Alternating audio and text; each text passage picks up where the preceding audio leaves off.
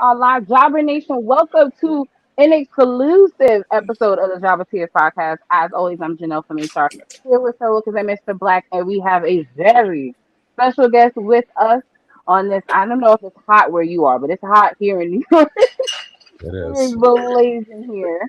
Yeah. But please let the viewers and listeners know who you are.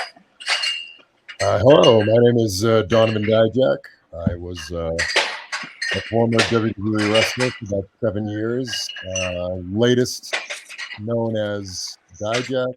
Before that, I was T-Bar. Before that, I was Dominic Dijakovic, and before that, I was Donovan Dijak. So we've come kind of full circle over the past 7 years. Well, that's good. How are you doing? Like with everything in the world, how are you as an individual are doing? Because people don't ask that question. So how are you mentally, physically, spiritually? How are you? Thank you for asking. I'm doing very well. I had there was a couple weeks there that were a little difficult, but I've had a big outpouring of support, and I've had a lot of people reaching out, both personally and professionally, and it's been very encouraging and validating. So I'm excited. I'm happy, and I'm looking forward to what's next. Good, good, good. So you're not aware of like how much love you are, like how much Yeah. like you have people that are fans. Because like you were killing it on NX. Like there was a period of time where it was just like everyone had to go through you to get to Yeah. that Mm-hmm. next level. Mm-hmm. So Thank like you. it's I think it's interesting, like you're just not aware. And it's just like at that time you gotta give yourself some grace. Cause like literally you put over quite a few people in that performance center. I must say. So no, that's really good to hear that everybody is giving you the love and support that you deserve because we've seen it because it was shaky with the retribution stuff. I'm not gonna even lie to you. Like we all was sitting here like I don't know how this is gonna go. Hey, boys, Yeah, don't say it again. no, like, because we're cool, that's why I feel like I can say it. Just don't say it again. Flop dollar. What? Oh. Hold up. See, that's the problem with you boys. You internet people, you think this is a joke. You think this is a game. This is not a game. This is not a game, Malcolm. I'm a champion. Get your hand out your face. Took a couple days to think about what happened. And AJ, I thought we were friends, man. But you decided to slap me in the face and call me a corny internet person. Nah, I'm not like these other internet people. I'm not built like these other internet people. I will size you up and drop you on your head, which I plan on doing. I made some phone calls, and I know you agreed as well. August 24th, Brooklyn, New York, JobberSlam 4, AJ Francis versus Muscle Man Malcolm. And by August, I hope you still have that title, AJ, because I am digital media, and I want it. I can't take a loss. We all like, ooh, but you guys made it work. So, I actually, my first question would be, Can you talk about your time in ROH? I don't think a lot of people know that that's kind of like your beginning of stomping grounds, and the ROH that it is today is not the ROH that it was back then. So, talk to us a little bit about your experience at ROH. Yeah. So Ring of Honor was a really helpful experience, especially in my progression. At that point in my career, I was able to join them at the beginning of 2015. So that was really only about a little more than 2 years into my career, about 2 years after I started having like full length matches on shows. So to be in, such a prestigious, well-respected locker room with such a loaded roster at that point, even now the names that were there in that roster are, they resonate as some of the top names in the entire professional wrestling industry. So I was surrounded by those people, really early in my career, and that really helped kind of formulate the wrestler that I wanted to become. It helped to sort of kickstart and jump off my progression as an entity in the business. So yeah, there was a lot of friends that I made in the locker room, a lot of people that I'm still friends with to this day.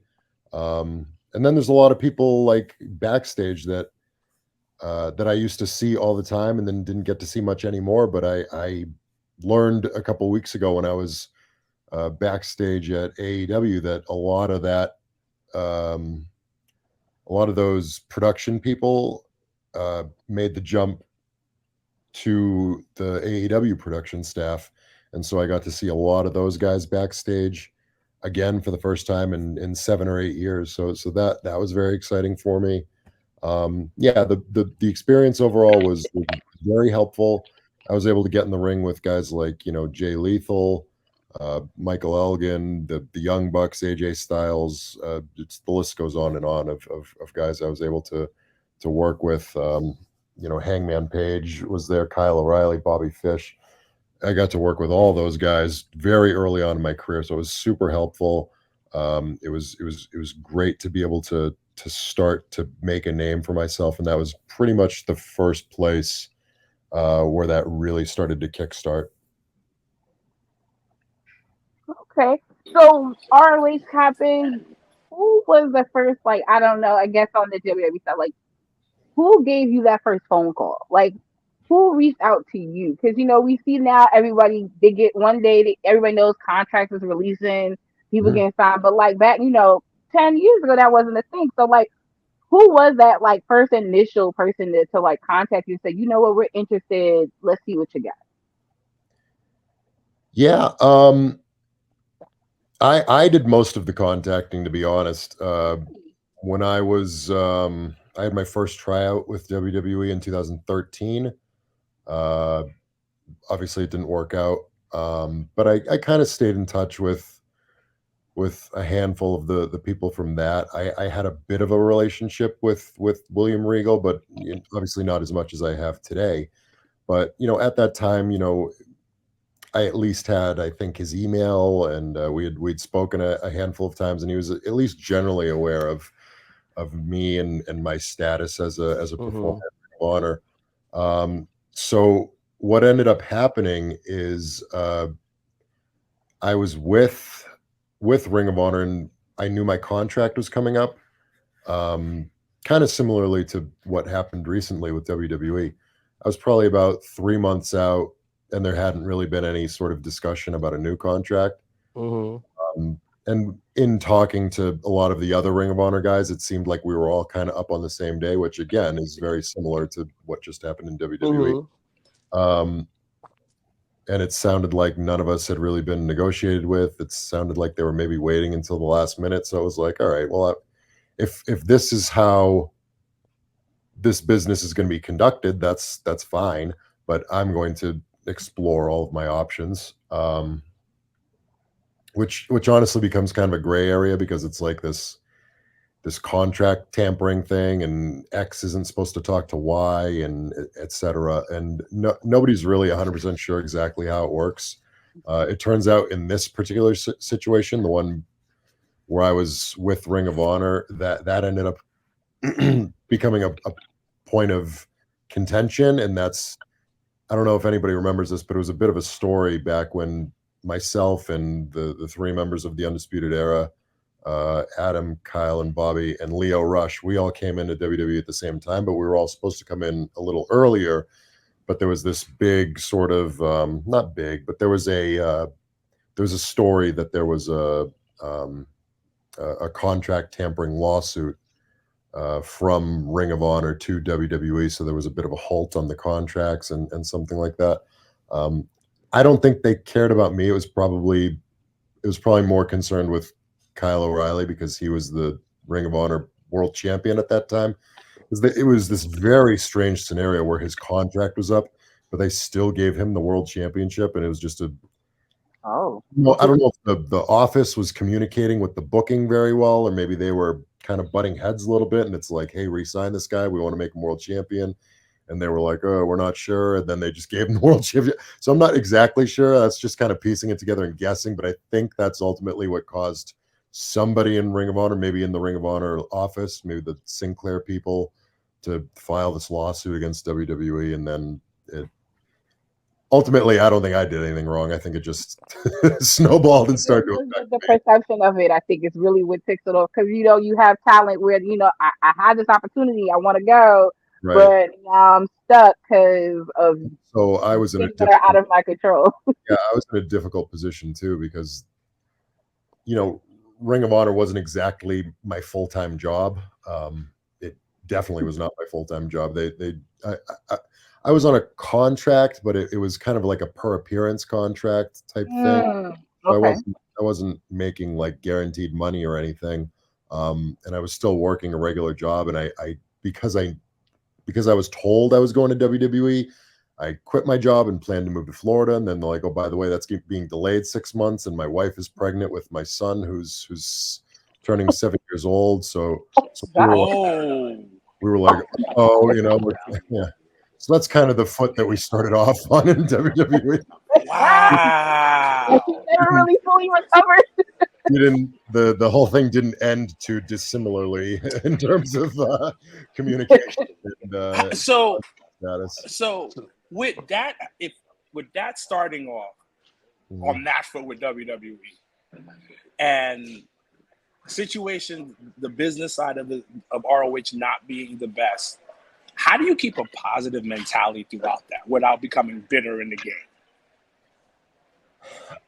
I do my best always to separate the business side of things from the creative side of things, right? I know that they're often unconnected, which isn't to say that I've had no qualms with the creative side, but in terms of the way that I approach that, it's much differently than the way I approach the business, right? Because the business is what affects, not just me, but my family and my kids and all of that stuff. So I have to basically represent on their behalf, representation that helps me with that piece of it. So yeah, I try to separate those two. Whereas with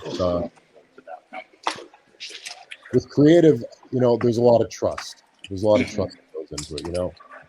I've never been the kind of guy that goes into the booking office and lays out what I want, and here's my expectations, and here's how I expect to go about it, and puts my foot down if it doesn't happen. There are some guys who do that.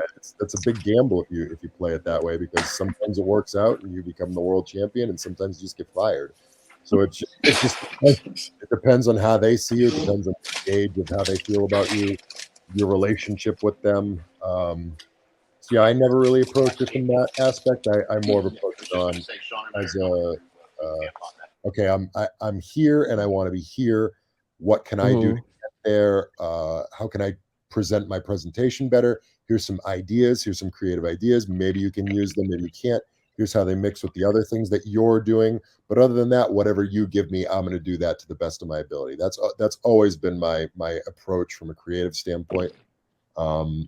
And the business is from the business aspect. It's a little different in terms of setting boundaries, but also being flexible to work with that. Because WWE will tell you last minute that you got to show up to. I was told one time I had a match at Madison Square Garden against Finn Balor, I think like 12 hours before I had to go there, which I was happy about, to be honest. It was I think it was Christmas.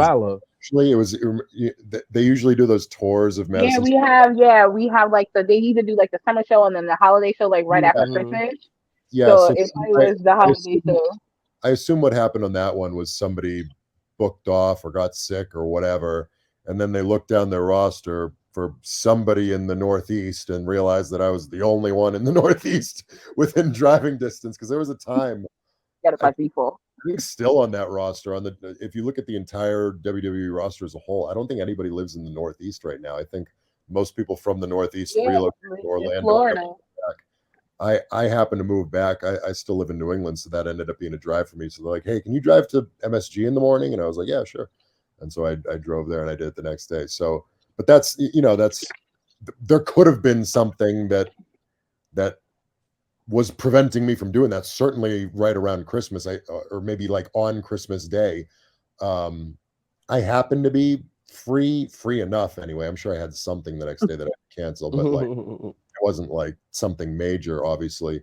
That being said, there was a lot of times in WWE where they would ask me to do something and I would have to dramatically rearrange plans, and that just kind of was part of the business. And the further I got along in WWE, the more comfortable you get saying like, I need this day off, and here's where this is my son's birthday and I have to be on that, and you know, things like that. But for the most part, I'd say about 90 to 95% of the business side of the job is just being flexible and being able to, you know, kind of meet them where they need you and things like that. But that being said, in terms of my whole run in WWE, I never got a full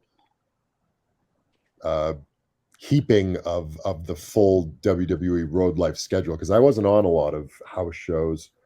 I wasn't on a lot of premium live events, almost none for both of them. So really it was just the grind of TV home, TV home, TV home. And the mental grind of I'm going to TV. Oh, we don't have anything for you. I guess I'm going home. Oh, you're not needed this week. Oh boy. You know, then you start getting in your own head about stuff.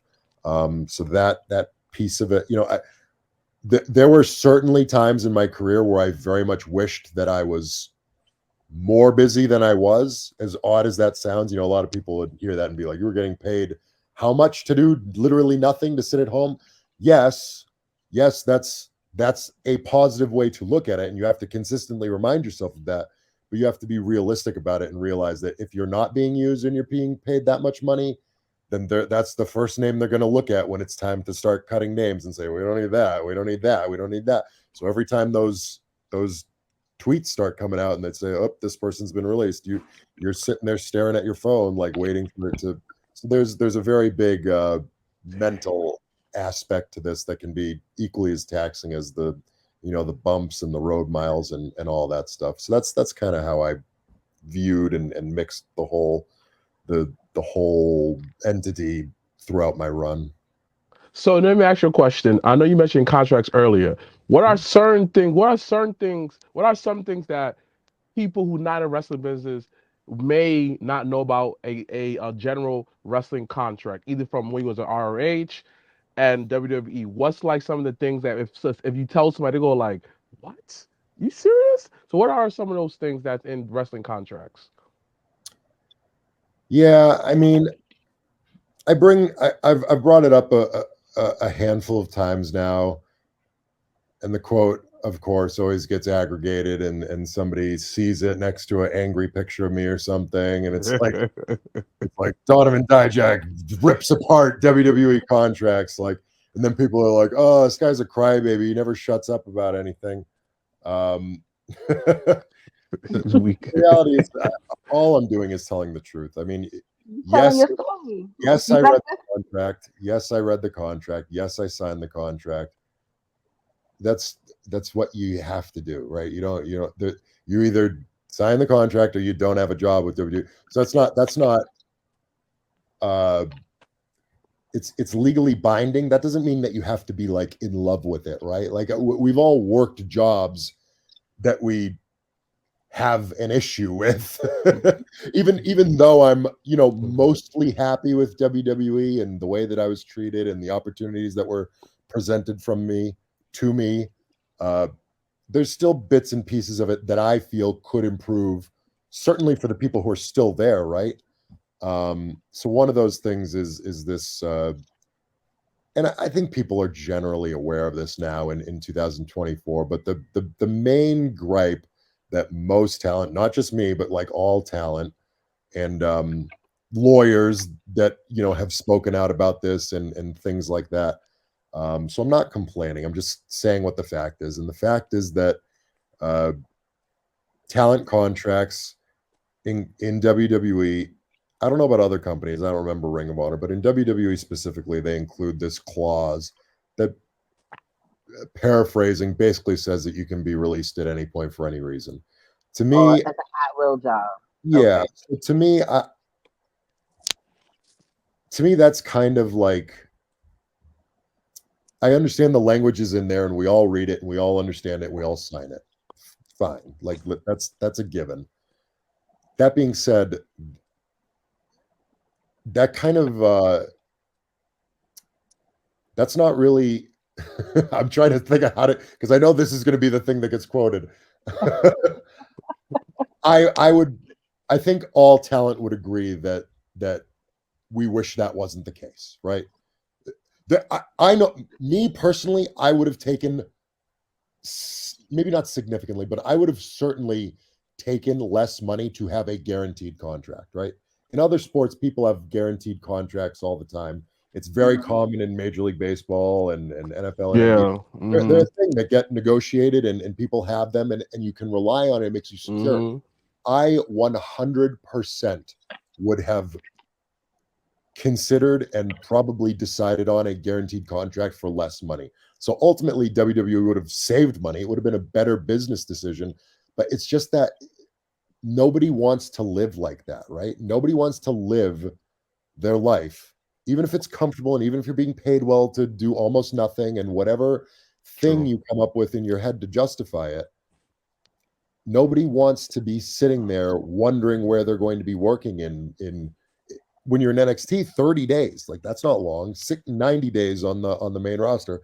A little bit more time, but still a very concerning proposition, considering what your goals are, your aspirations are. You might have just signed this contract, so you might be thinking about, I'm going to buy a house and I want to have a mortgage and it's X amount of years. And now, suddenly I don't have income in 90 days. You know, that those are real life situations that come into not just my life, but the life of all talent.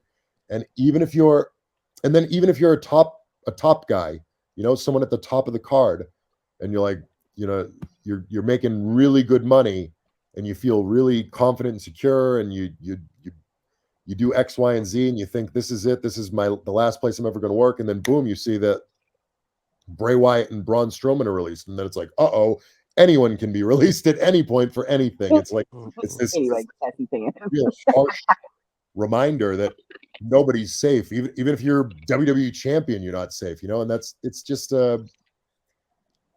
I wish there was a better way, right? I understand to a certain extent. I'm not a business major or anything, but I understand there's probably a financially logistic piece of this that makes it more profitable for them in some point, and all they care about is the bottom line. So fine, like, that's their business, and that's what they're going to do. And I'm not asking them to be this company that does things for the talent. I wish that there was a conversation to be had between talent and management and trying to find a middle ground that works best for everybody. Because like I said, I think there's alternatives out there that just haven't been considered yet. So let me ask you this one question, because you mentioned the contracts and everything, and it's funny because my coworker went to Columbia Business School, and he went to school for sports management, and they studied WWE's contracts as being one of the worst sports contracts ever. Yeah. And then so I asked this question: do you think it's ever going to come to a point where you guys can negotiate terms of the contract? Like, get to that guaranteed money type of thing, get to what you're talking about. Maybe a really top guy or woman can kind of negotiate that, or if there's ever been that kind of situation. I think so. I think it'll get there. I'm not sure what it's going to take. A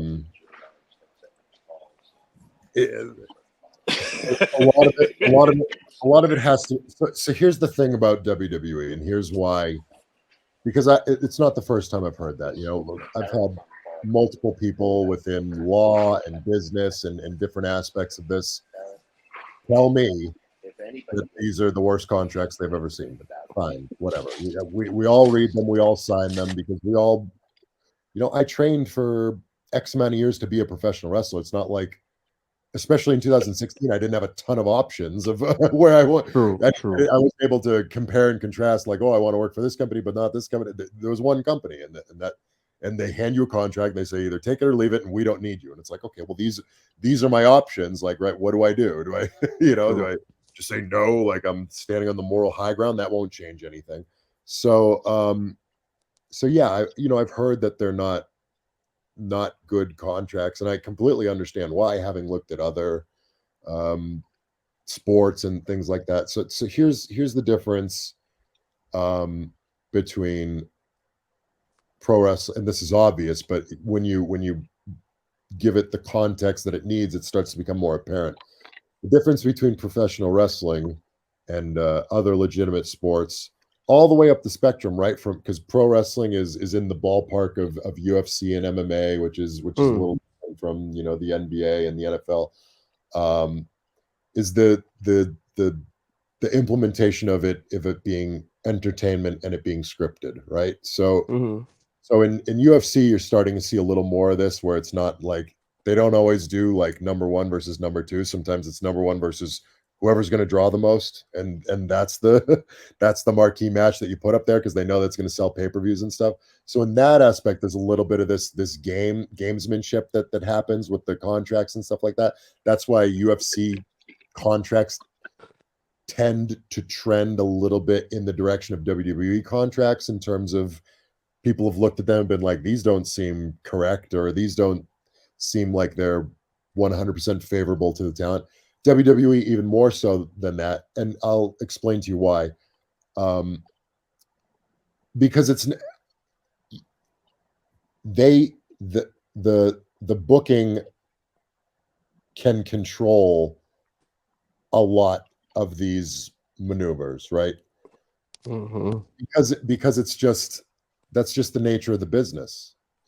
The nature of the business is it's a blank page, and it's a creative thing, and there's no rhyme or reason really why anything can happen, and you just fill in that blank page however you want. And it's probably trending in a better direction now. But let's when I signed my main roster contract, the buck stopped at Vince McMahon, right? He owned the company, he wrote the creative, he signed the contracts, all of these things. So if you get into a situation where it's like, hey, let's revisit this contract thing. Let's look at this. How can we make this so that there's a better negotiation, and then there's a better structure for talent and things like that. It's not out of the realm of possibility, right? It's not out of the realm of possibility for him to say, oh, that's a great idea, I'd love to do that, and then go to his booking sheet and cross your name right off of it and say, like, this guy's not on TV anymore. And he doesn't need to explain that decision to anyone. In basketball, for example, that's different, right? If LeBron James goes to the commissioner and says, hey, these contracts, we got to look at these contracts. There's guys here who aren't making as much money, and we need to be able to negotiate the guaranteed deals and stuff. They're not just going to say, wow, that sounds like a great idea, LeBron, and then cross LeBron's name off the list, because he's the best basketball player in the world. That it would be so obvious. There would be the team wouldn't have it. The team would be like, what do you mean our best player can't play? What are you talking about? We're trying to win a championship here. I spent millions of dollars on this. Are you insane? Whereas in pro wrestling, and I'm not saying this happens to the best wrestlers in the world, I'm just saying that it's subjective, right? It's subjective. At the end of the day, wherever you fall on that spectrum of how quote unquote good you actually are, it's all subjective. So there's no one who can say, oh, that guy's the best, why isn't he? Or, oh, that guy's no good, how come he's in the main event picture? It's all just guesswork, for lack of a better term. The booker and the creative team is just doing their best of what they think will make the most money at the end of the day. And anybody's guess is as good as theirs in terms of what will do that and what won't. They're making educated guesses based on experience. That being said, there is an element of that plays a role in terms of what's your standing with the company and how do we feel about you and things like that. So that's where it starts to become a much bigger gray area. And then it becomes like do I really want to be the guy who challenges this? Because my career can change like that just because, some creative snafu happened and all of a sudden you're off TV for 3 months. Do you want to be the guy who risks that? I don't think anybody does. No, I know I didn't want to be. I was not. I didn't feel like I was in a position of comfort where I could just go and like fight for for contract. I thought they'd be like, wow, that's a great idea, and then I'd be Next week. there's nothing, and they don't owe anybody an explanation. There's no legal explanation. I can't say like, oh, they they released me because of this, because they could say, oh no, we released you because your chin locks were awful, and like I can't say no, here's some new evidence that they weren't, because they can just look at it and be like, yes, they were, because it's just there's no a good chin lock doesn't have a definition. You can just say it's not good, and I'm obviously these are just broad stroke examples that wouldn't really happen, but like that's the general concept and the general idea of why it's a concerning proposition. So I get it. Again, I get the concept of you signed it and you knew what you were agreeing to, and I 100% agree. And I'm not faulting them for making what they consider a good business decision either. I just think that I would love for some sort of oversight, some more oversight, whether it's, and I don't know the business side of this, but if there's something within the Federal Trade Commission or something in terms of law that can be litigated in some capacity, I would love to see some movement on this topic, because at the end of the day, I support the talent. I'm not in it for the business to succeed. TKO just released their quarterly earnings or whatever, and it's like billions and billions of dollars. They'll be fine. Trust me. They'll be fine every way. I'm not worried about Endeavor's bottom line. I'm worried about the boys. These guys are my friends. These guys are these are the people who matter the most to me. If the company succeeds, great. That's awesome. It's the company that they work for, and tremendous. And I'm happy for everybody to make as much money, and I'm happy for the shareholders and whatever. That doesn't affect the boys, right? In fact, when most of the wrestlers found out that Endeavor was taking over, it was like this. It was this moment where they knew the company was going to make more money, and we probably were not. So that's the part that, because I know people are going to attack me for this and say I'm being a whiny crybaby. I'm not complaining about the business decision they made. I'm arguing for talent to be taken care of more, right? Because here's the situation. A lot of these guys have been professional wrestlers their whole life. I've been a professional wrestler since I was 25. I'm 37 right now. There's a ton of guys in WWE who've been doing it longer than me. And trust me when I say that you look at that number and it seems big, right? The contracts or whatever, they seem big. When this is all you've done for your whole life and your body's breaking down, and maybe you're lucky if you can do this until the age of 42 or 43, that's right around the corner. So me and all of my friends have to make enough money to retire by the age of 42 or 43. Could be sooner than that, because you never know when you're going to face a catastrophic injury, your family's future in jeopardy because of this business, because of wrestling. Yes, that's the risk we take. Yes, we understand that. Yes, it's a bit of a gamble. I understand that. I would like to mitigate that gamble as much as possible, because these are hardworking, unbelievably talented people, good people who deserve security.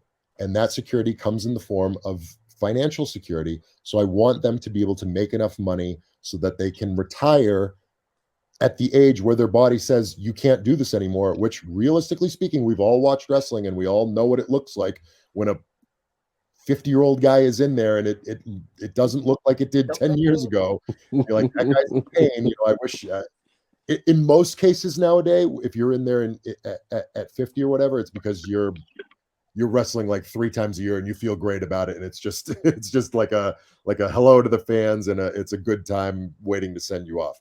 But there are some guys out there who are still wrestling past the point where they feel physically appropriate to do so because they have to continue to make money to support their family. And that's not, I don't like that situation. I don't want guys bumping around and breaking their backs and suffering these horrible injuries because they have to financially. I would love for everybody to be taken care of before that. And the company is making money hand over fist.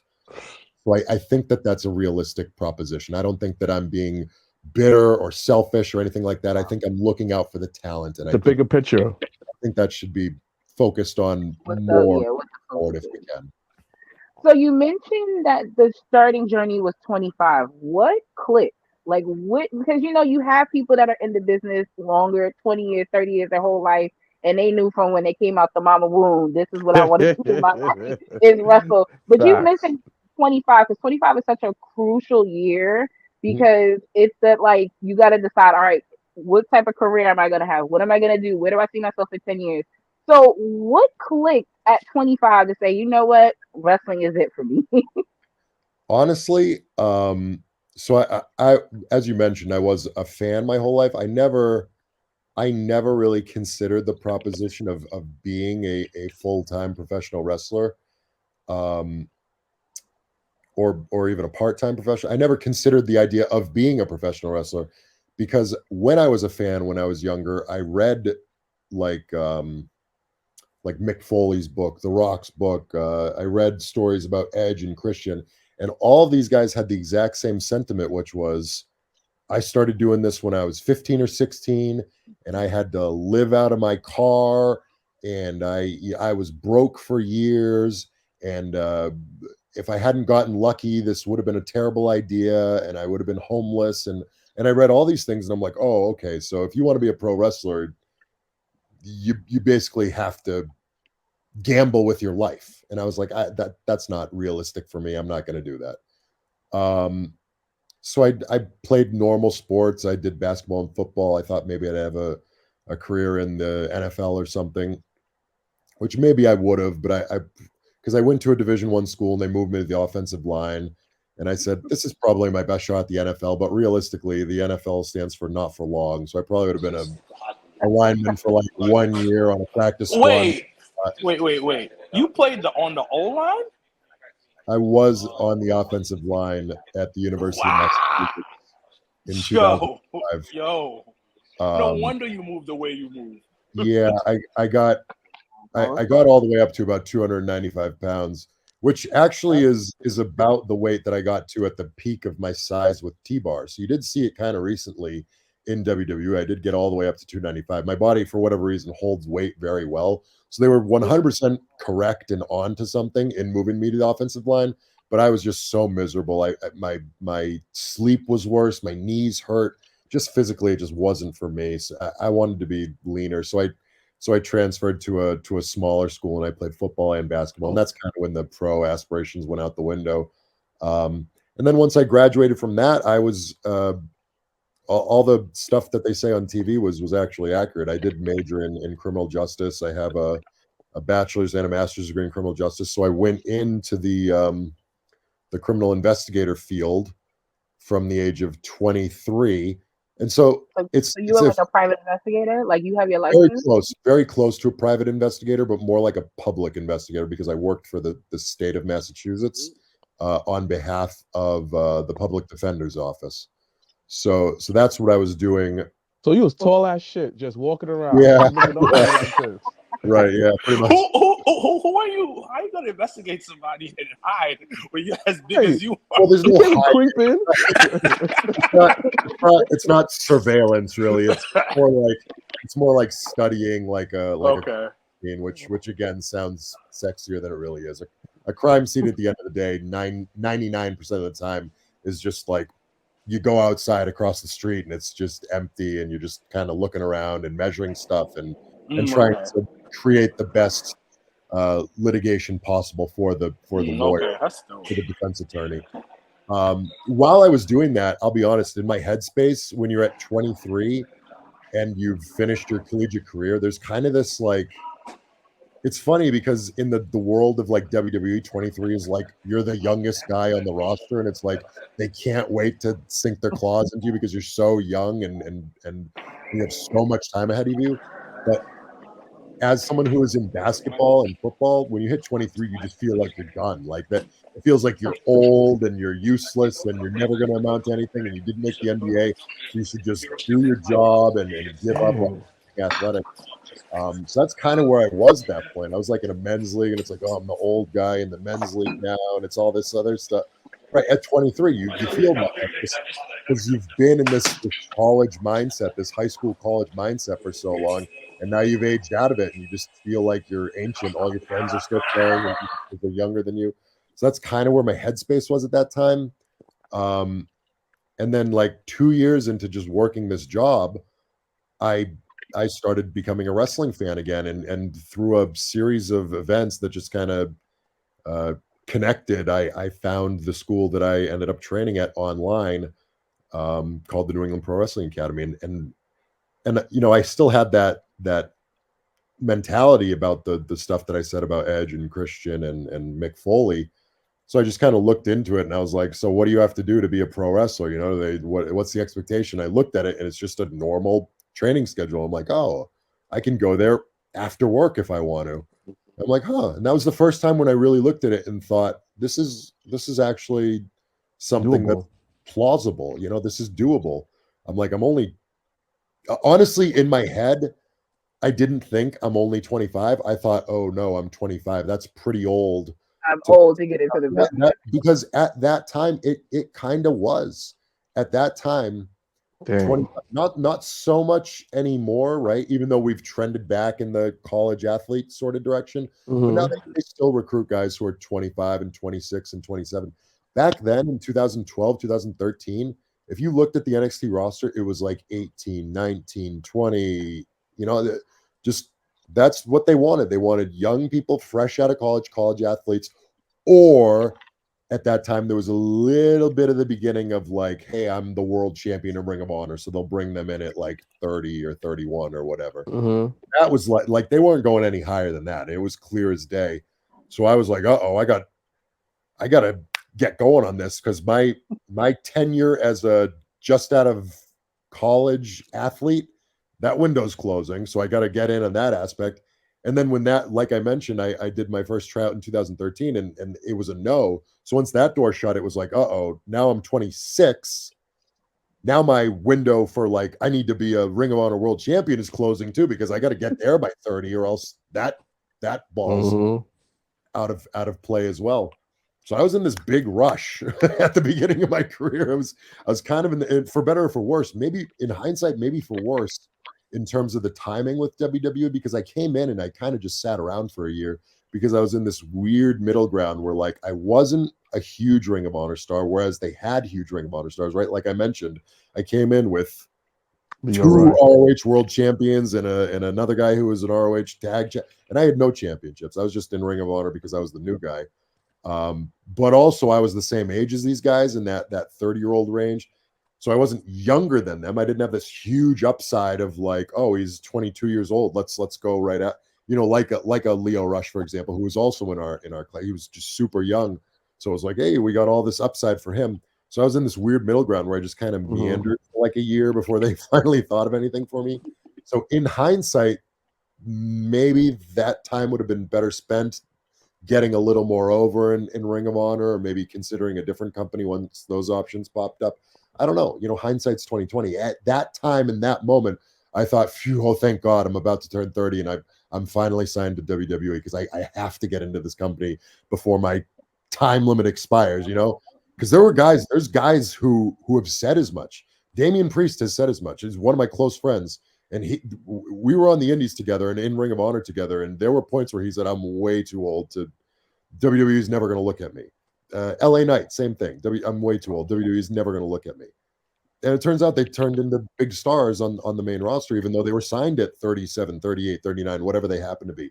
So obviously that's in play now, whereas back then it was not. So, you know, the tide can kind of shift forth, but you know, that's high and low.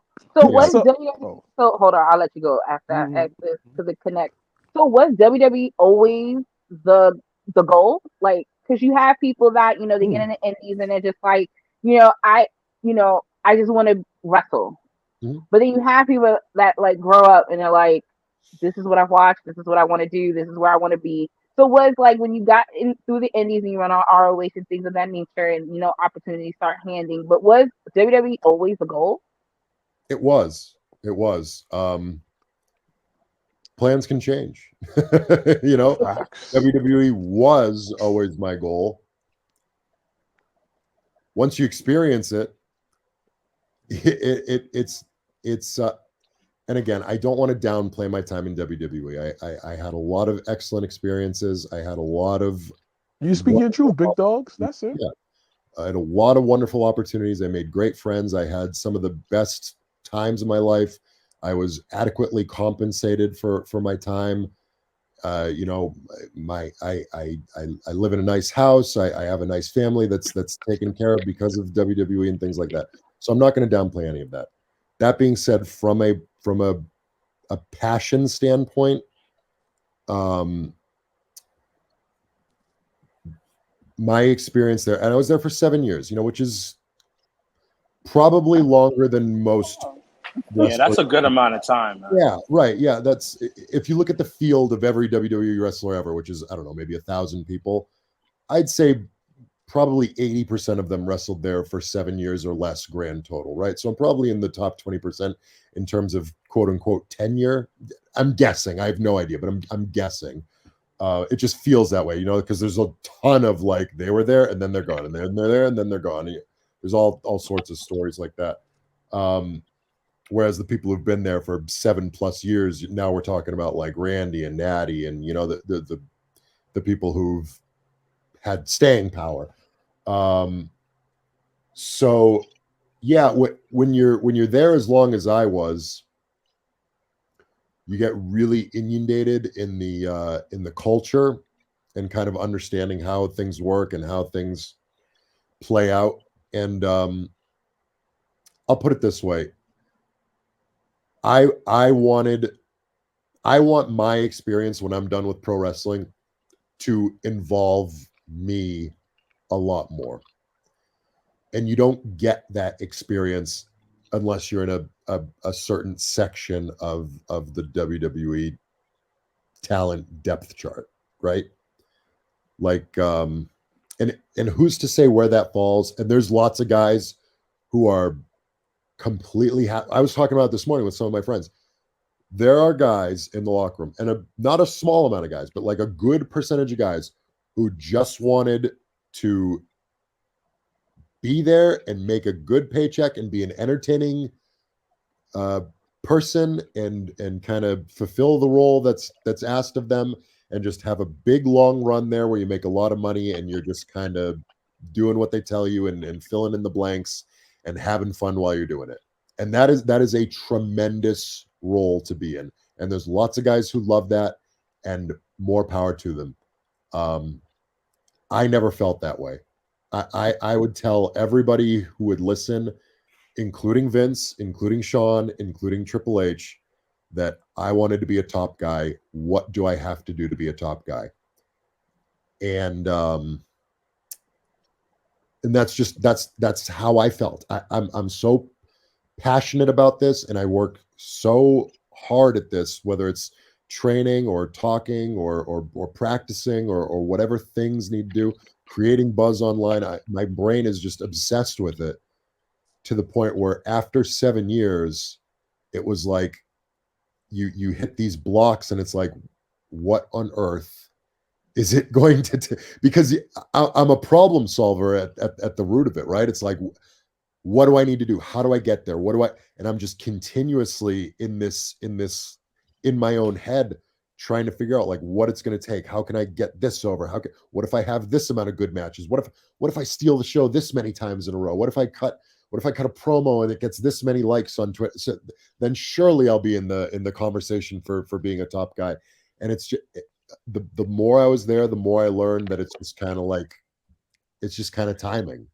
There's elements of skill for sure, but then there's elements of luck, and there's elements of timing. Timing's the big one. Timing is for sure the big one.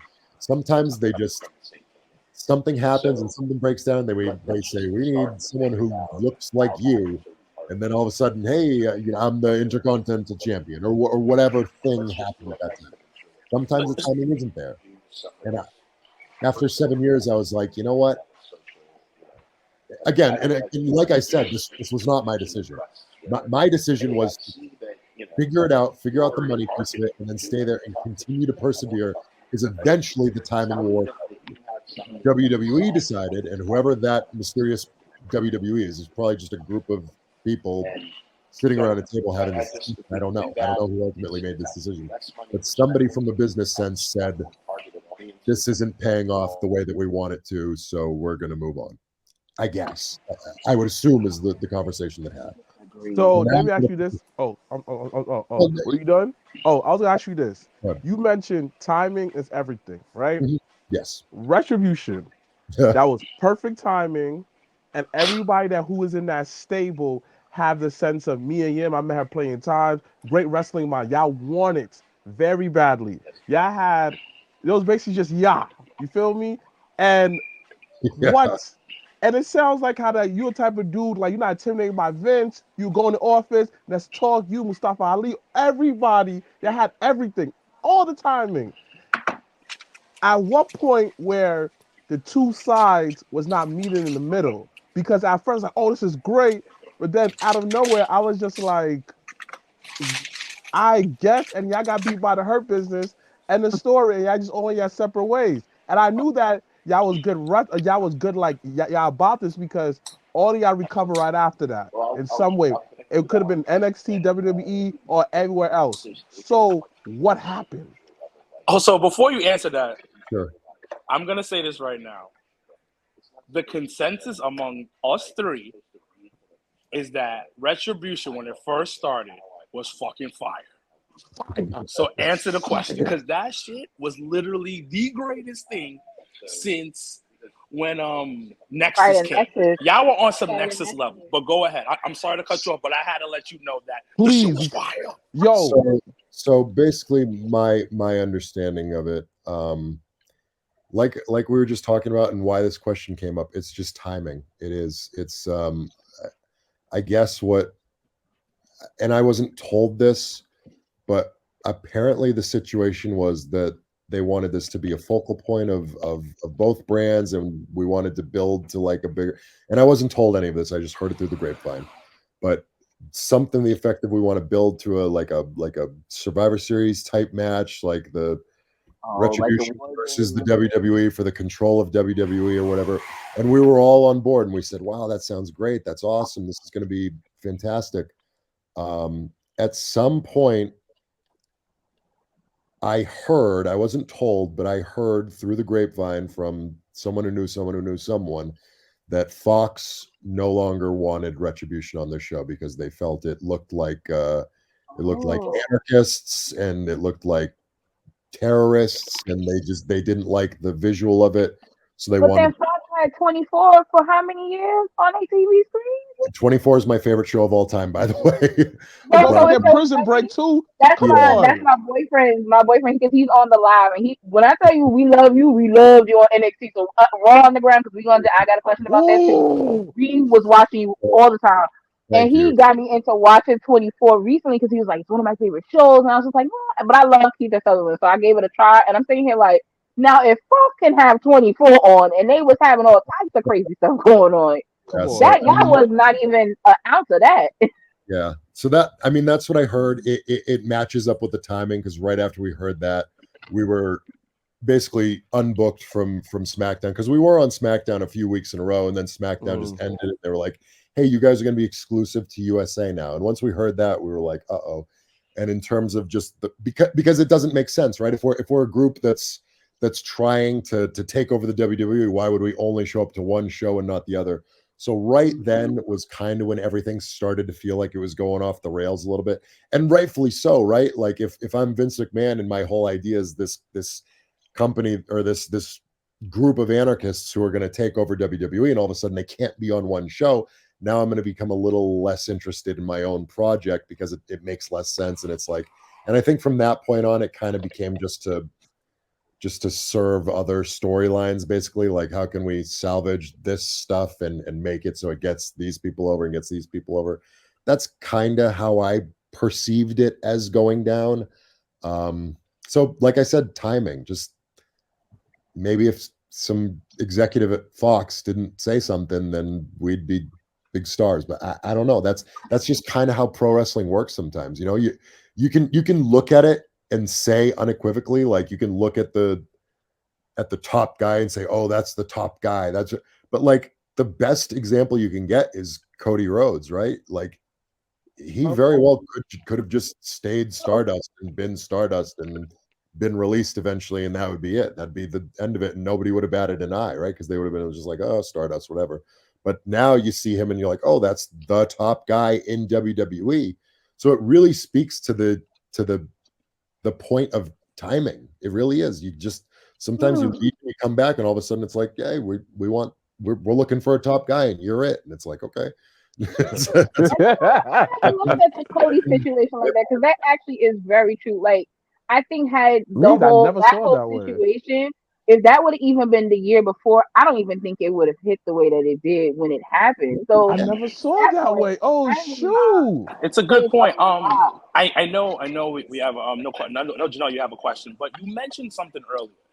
You said you spoke to Shawn, Triple H, and Vince on what makes the top guy.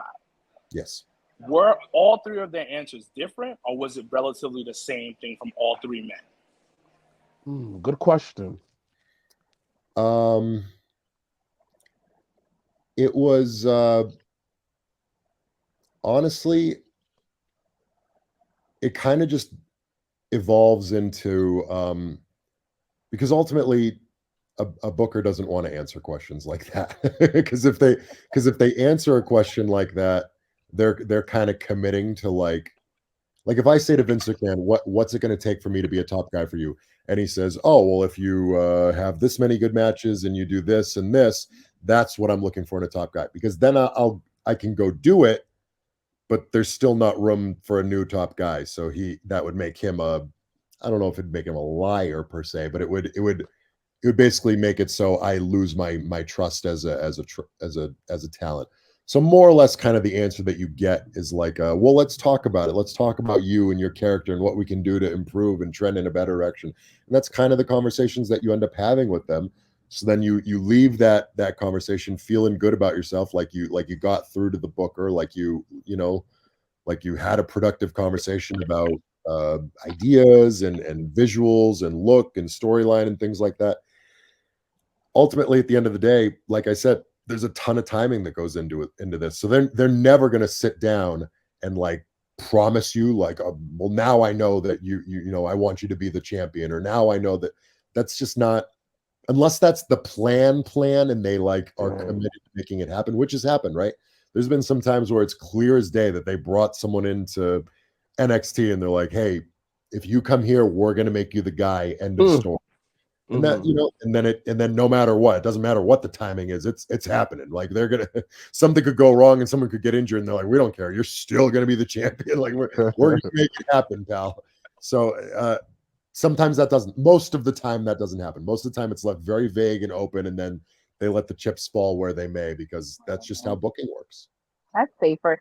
So we move to past retribution, and in all honesty, I definitely feel like your NXT days were the best days. So yeah. How did you come up with the Dijak character? Because it's a very unique, and it's now interesting in knowing that now you have the bachelors and masters in criminal justice. So now it's very interesting. Like, talk about where does that gimmick come from? Because you know, there's always bits and pieces of a character within, you know, the actual person. So talk a little bit about that and about, you know, those moments in NXT, because you definitely had a lot the underground with Eddie Thorpe, you know, the triple threat with you over and Josh Briggs, like don't be about Keith Lee. The battle with Keith Lee. Classics right here. Dijak the character, the gimmick. Like, talk a little bit about that. Yeah. Hold on. Go ahead.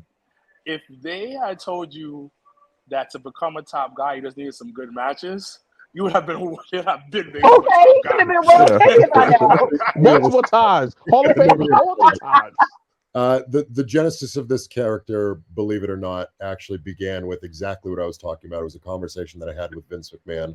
I told him I wanted to be a top guy. We sat down. We had a conversation about my background, my interests, my life skills, all that stuff. And as did in this conversation, the topic of criminal justice and my interest in crime movies and stuff like that came up. So he saw an interest in that. He saw something there. I designed this whole character basically for him. I presented it to him. Nothing came of it, as what usually came of it. But ultimately, I found out down a little bit down the road, just a few months later, that I was being moved down to NXT. So I had this whole presentation ready, and I presented it right to Shawn Michaels, and he loved it. So we pretty much presented it exactly as I pitched it and presented it, and I couldn't have been happier with that run. In terms of presentation and in terms of the amount of opportunity I was given and the amount of time I had in the ring. Like I said, I told all these guys that I wanted to be a top guy, and that goes for NXT as well. So I wanted to be a top guy in NXT, and I was not. I was not a top guy in NXT. I wanted to be, and I fought and scratched and clawed for it. And maybe it was coming around the corner. I don't know. You know, maybe I had finally earned my way there, but then I got called up in my contract and all that stuff. I can't say. I heard that there was the possibility of doing a program with me and Trick Williams, and obviously Trick just lost. That was what I thought was gonna happen after the match. With you over and Josh Briggs, I was like, you know what? He's the veteran in that sense in this match. He's now gonna go on to where he really should be, because you've been going after the North American title for X amount of time. So I was like, all right, they're gonna do this. Yeah, like I said, and then you got called up, and I was just like, no, but cool. It was just a mix of emotions. Yeah, he was like, yes, he got called up. I was just like, NXT storyline, they didn't finish it. All right, cool. It's all timing. It really is. It's all timing. A few months later on one thing, and a few months different on another thing, and the chips fall sometimes differently than you want them to. But that's how it breaks down. Is there ever because you mentioned you got called, you went back down to NXT, you go back up to the main roster. Is there any type of, like, I don't want to say bad feeling, but like the main roster and the NXT roster, they have like a different way of thinking when it comes to going back down to the NXT roster? Or because I'm talking to people from NXT, they're like, yo, I gotta get to the main roster. And you will say, like, yo, you got a great situation down at NXT.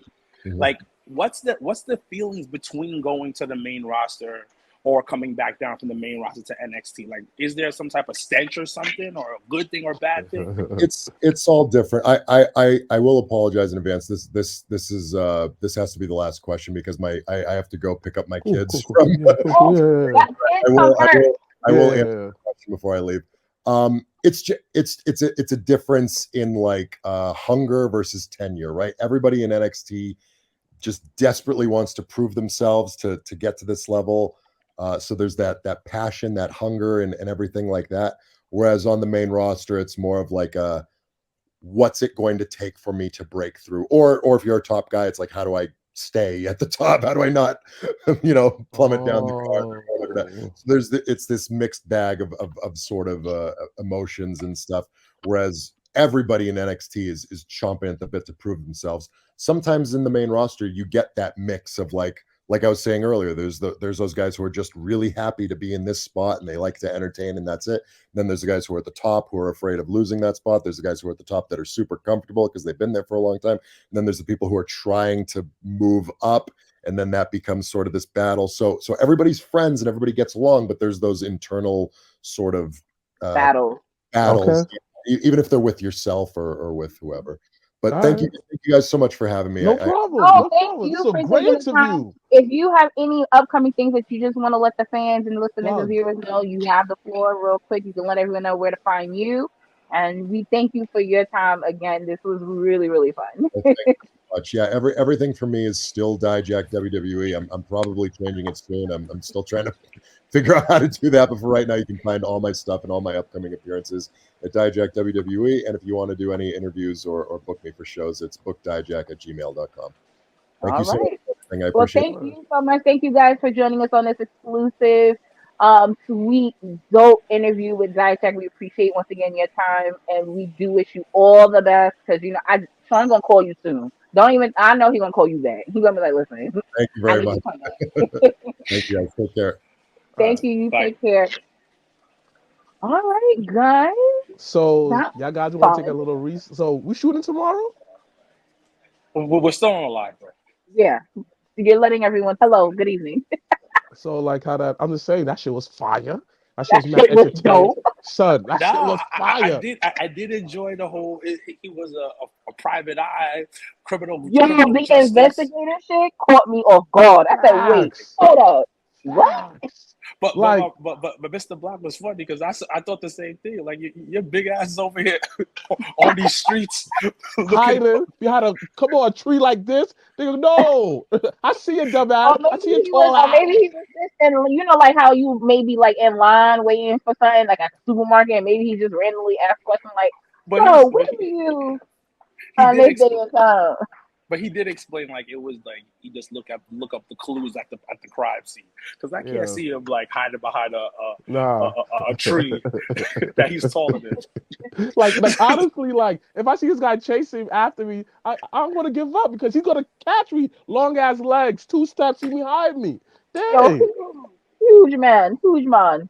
But he's also that also shows how smart he is though. A master's and a bachelor's degree. Yo, That when I shows tell how you smart he is. everybody, I feel like for the most part is like college educated. It is wild, like, and it's And impressive because that's not, What you know, like that's why I was interested in him starting at 25. It's like, yo, some people start when they fresh out of high school in wrestling. fresh out So of high school. for that to yeah. be a thing, that was pretty dope to know too. Yeah, but we'll talk later. We're not gonna Well, talk about our business live. totally not.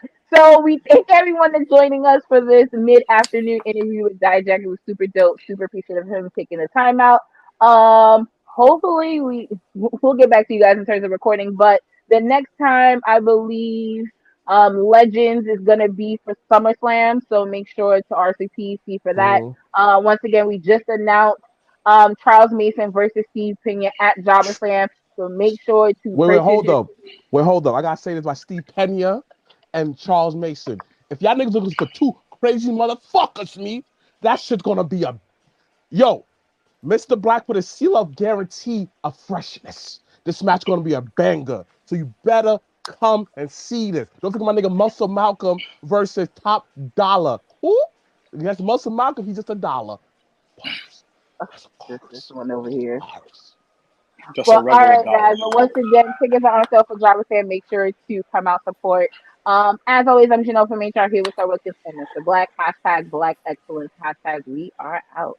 Later, y'all. It's over, got the hands in motion. If you go with rolling, no need to focus. Traveling states and over oceans. You gotta wait till your coast chosen. Trying to have lines outside the show like Harry Potter releases at Barnes and Noble.